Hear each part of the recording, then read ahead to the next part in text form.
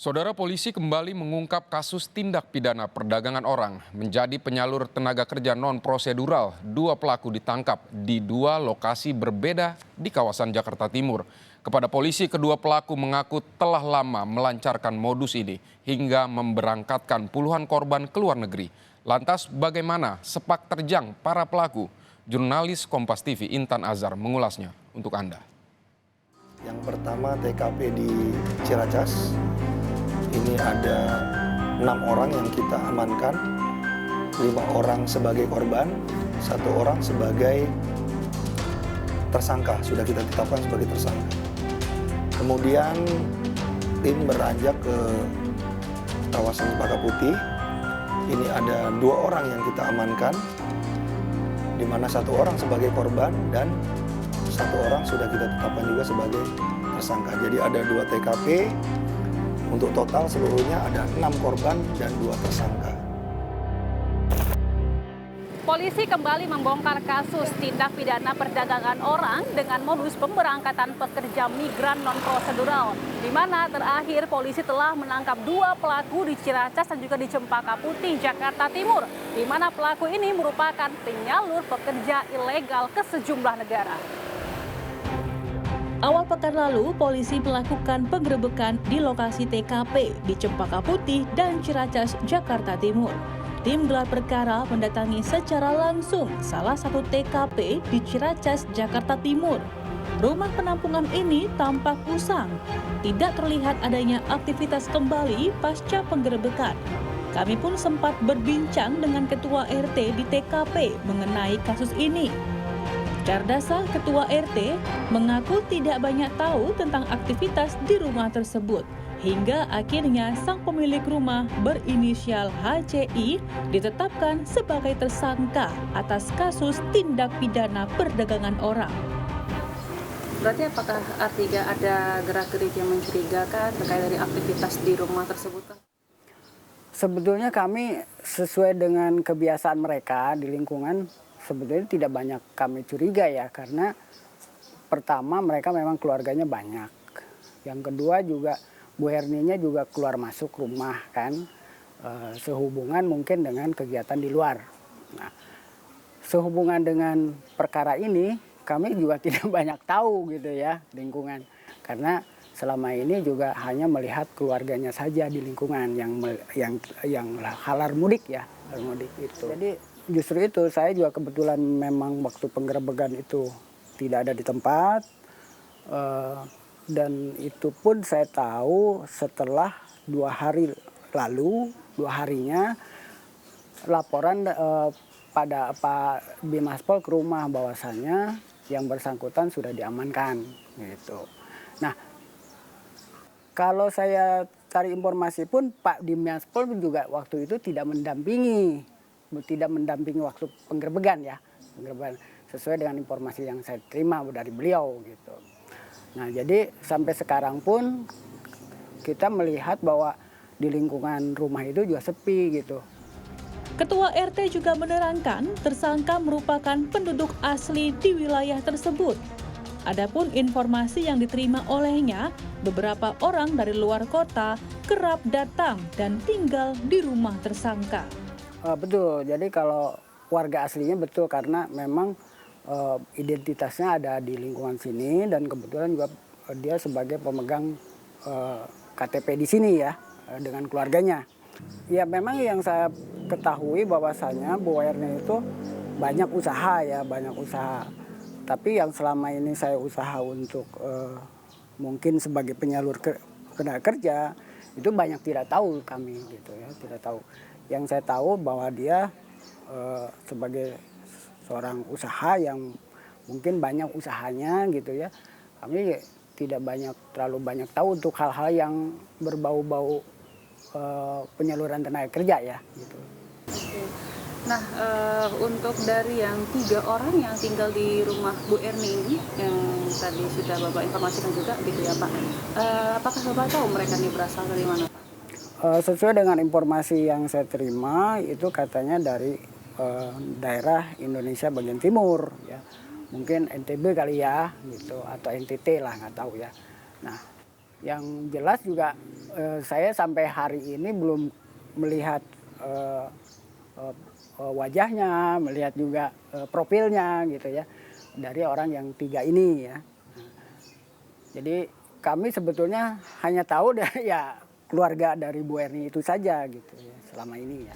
Tim gelar perkara pun mendatangi Polda Metro Jaya untuk mendapatkan keterangan lebih lanjut.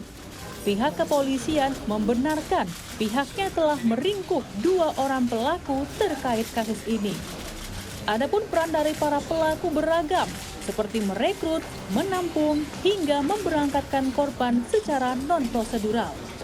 Korbannya pun berasal dari berbagai daerah. Mayoritas memiliki latar belakang ekonomi yang rendah, namun tidak sedikit pula berasal dari ekonomi menengah yang tergiur sejumlah keuntungan besar. Ada 2 TKP yang kita datangi, kita lakukan penindakan. Yang pertama TKP di Ciracas. Ini ada 6 orang yang kita amankan, 5 orang sebagai korban, 1 orang sebagai tersangka, sudah kita tetapkan sebagai tersangka. Kemudian tim beranjak ke kawasan Cempaka Putih. Ini ada 2 orang yang kita amankan, di mana 1 orang sebagai korban dan 1 orang sudah kita tetapkan juga sebagai tersangka. Jadi ada 2 TKP, untuk total seluruhnya ada 6 korban dan 2 tersangka yang kita amankan, kemudian kita lakukan proses penyidikan. Nah, tadi juga Bapak sudah menerangkan bahwa ada pelaku kemudian sudah ditangkap, kemudian juga korban yang sudah diamankan juga begitu. Untuk dari pelaku sendiri ini Pak, baik dari Ciracas dan juga Cempaka Putih, apakah mereka memiliki peran yang berbeda-beda atau bagaimana? Mungkin boleh diterangkan Pak. Untuk perannya dari tersangka ya. Yep. Tersangka ini dia merekrut, menampung, mencarikan orang, ya sampai dengan memberangkatkan ke luar negeri dari pekerja migran Indonesia ini secara non prosedural. Apa modus yang mereka gunakan Pak? Modus yang mereka gunakan ini dari tersangka ini ya tentunya tidak terlepas dari dorongan ekonomi dan juga dari tersangka tentu mengiming-imingi pendapatan yang tinggi, namun kan tidak dijelaskan bahwa resiko yang akan dihadapi nantinya seperti apa. Artinya ya tentunya mengiming-imingi pendapatan yang tinggi, gaji besar gitu loh. Karena rata-rata yang dipekerjakan ataupun yang dikirim nantinya adalah sektor non formal tentunya. Korban yang nantinya akan dipekerjakan ini pun akan diberikan sejumlah uang yang jumlahnya mencapai 8 juta rupiah. Namun uang ini akan menjadi hutang yang harus dibayar oleh pihak korban. Korban yang telah mendapatkan uang lantas wajib untuk bekerja karena telah terjerat kasus hutang piutang dengan para penyalur. Kami juga sudah sampaikan tadi ini modus dari pelaku juga menjerat dari korban-korban ini yang nantinya ketika diberikan uang itu menjadi hutang. Menjadi hutang yang harus dibayarkan. Boleh diterangkan mungkin Pak? Jadi menjerat menjadi hutang ini ketika dia berangkat itu diberikan sejumlah uang yang ditinggalkan nanti kepada keluarganya. Baik itu oleh suaminya, ataupun anaknya, ataupun orang tuanya.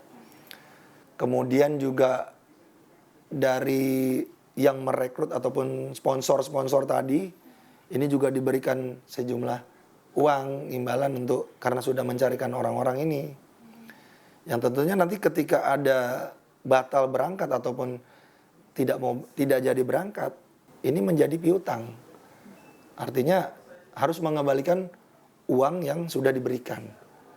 Nah, dan mungkin uang yang sudah diberikan dalam waktu sebulan, 2 bulan sebelum dia berangkat, mungkin sudah habis. Gitu loh. Kemungkinan sudah habis dan ketika dia mau mengembalikan lagi ya dia kesulitan untuk mengembalikan uang itu. Pihak kepolisian juga menerangkan kepada tim gelar perkara terkait kasus ini.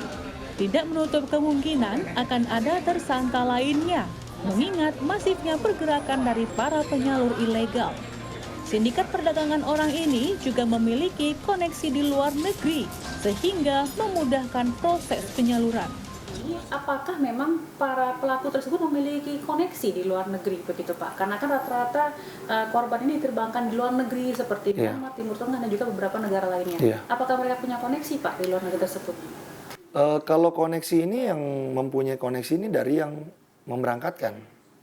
Jadi dari yang memberangkatkan ini, tersangka yang sudah kita tetapkan ini, dia mempunyai koneksi di luar tentunya karena juga ada permintaan dari luar di sektor non formal sehingga tersangka mengumpulkan orang, merekrut, menampung dan memberikan pelatihan karena udah adanya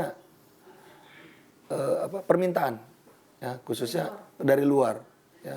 Kemudian apakah nantinya terkait dari kasus yang baru-baru ini dibongkar begitu, apakah nantinya akan ada penambahan daripada jumlah pelaku? Karena kan sekarang ini pelaku hanya terdapat 2 orang begitu ya Pak. Apakah nantinya akan ada kemungkinan penambahan jumlah pelaku Pak? Ya baik, dapat saya jelaskan untuk kemungkinan adanya tersangka lain ini masih sangat mungkin.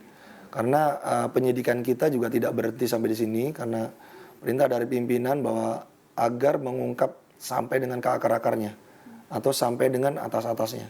Jadi tidak menutup kemungkinan akan ada tersangka lain tentunya yang akan kita tetapkan.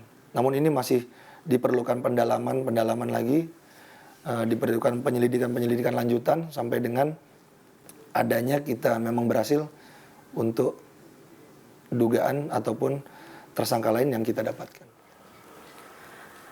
Mengelabui dokumen izin tinggal, nantinya para korban akan dipekerjakan dengan tidak semestinya. Masalah ini pun sudah menjadi perhatian lama dari sejumlah para otorita negara, di mana dalam hal ini pihak dari P2PMI dari Kementerian Tenaga Kerja dan Transmigrasi juga turut melakukan beberapa tindakan tegas, seperti melakukan sidak ke beberapa penampungan yang dicurigai ilegal guna untuk mencegah kasus serupa terulang lagi di masa yang akan datang.